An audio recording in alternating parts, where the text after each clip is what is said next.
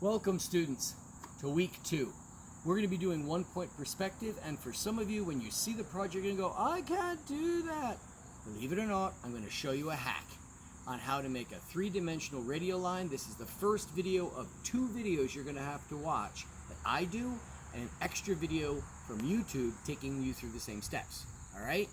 Plus, I'm going to lock in instructions on a 10-sheet board that'll take you through each and every step, and I'll help you during the week when we go live. All right? All right. So I guess you're wondering, what the heck is all this hot mess? All right? Well, believe it or not, I'm doing it as if I have no supplies whatsoever. And I'm going to show you how to do it. First thing is, you could use a cereal box, a pizza box, whatever, but the key is you want thin cardboard, an old cardboard box, sturdy scissors, a ruler. This happens to be a square that comes in really handy. If you don't own one of these, it's fine. White paper. It could be copy paper, drawing book, whatever you wish. Pencil. And absolutely a necessity, a good eraser. All right? All right. So the first thing we got to do is we want to make a platform on which we're going to be pinning our paper. So to do that is you cut your box down like this, really fast, really easy. Doesn't have to be perfect. Oh, and a pin of some sort. You can use a thumbtack, an old earring, whatever has a long spike. I suggest a pin, something that's long and that will be stable. All right. So now what I'm literally doing is I'm folding this down on itself, so I have a smooth finish, and I'm getting some thickness. All right, and that's going to be the key to making this work. Of course, the only thing I forgot was tape, because after all, you've seen my demos before. Does anything ever go right the first time? No, it does not. So we've got this one here. Next, we're going to make our 3-dimensional radial line.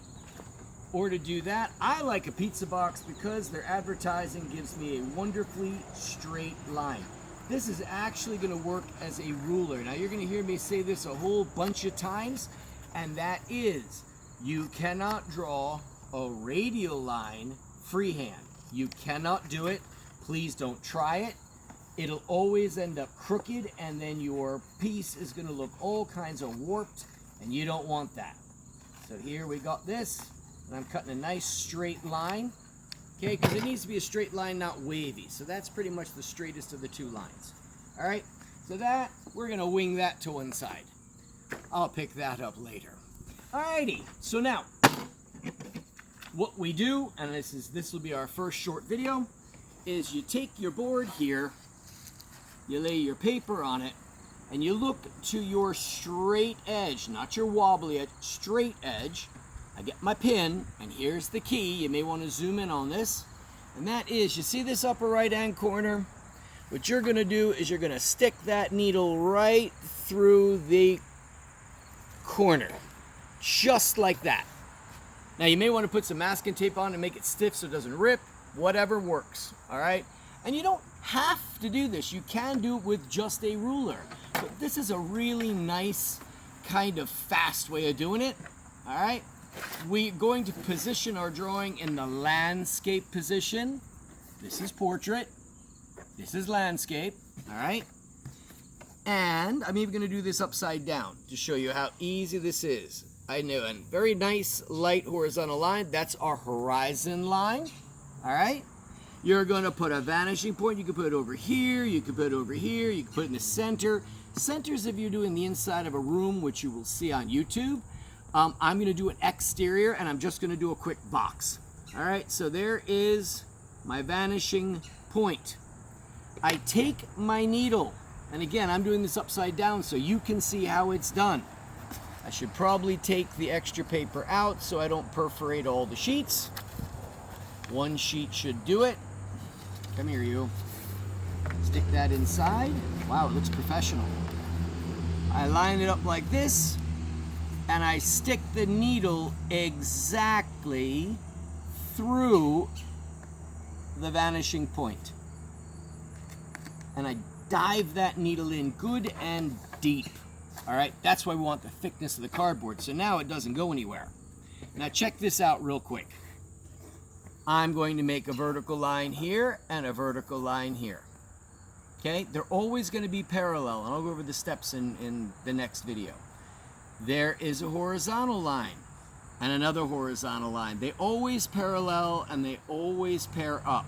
I call that big brother, little brother, or big sister, little sister, not to be, gender insensitive. I'm going to take this here and I'm going to line it up here, and I'm going to connect that point to the vanishing point. Okay? Note which edge I'm using. Please don't use this edge. That would be a no-no. It's this edge that leads to the vanishing point, because all the lines lead to a vanishing point. Then I take whatever straight edge I've got handy. Okay? You can cut another one for your cardboard if you don't have a ruler works. But what you're going to do is take big brother here, and you're going to shove it over as long as you want it to here. So therefore, two verticals pair up. There's your horizontal line. Drag that upward. And why, look, we now have a three-dimensional box. All right? For our very first part of the assignment in week 1 or week 2, we have 2 assignments. One, you're all going to start out drawing me probably 10 or 15 boxes. I want you to get very stable in doing boxes. All right? And then after you do the box, you're going to have a choice. Now, you can either do a picture of a neighborhood. You could do the inside of a room. You could do a cityscape using 1-point perspective. All right? But we'll get more of that in the live end. I just want you to focus on boxes. So one more time, and I'm going to do them 2 boxes at once. Watch how easy this is. Vertical, vertical, horizontal, horizontal, right? And I'm going to do another box over here. Vertical, vertical, horizontal, horizontal. Keep them as straight as you can, guys, because if these boxes end up turning into houses, you don't want your house leaning all over the place. All right? Next, same steps as before. I take this, I line it up here, and I line it up here.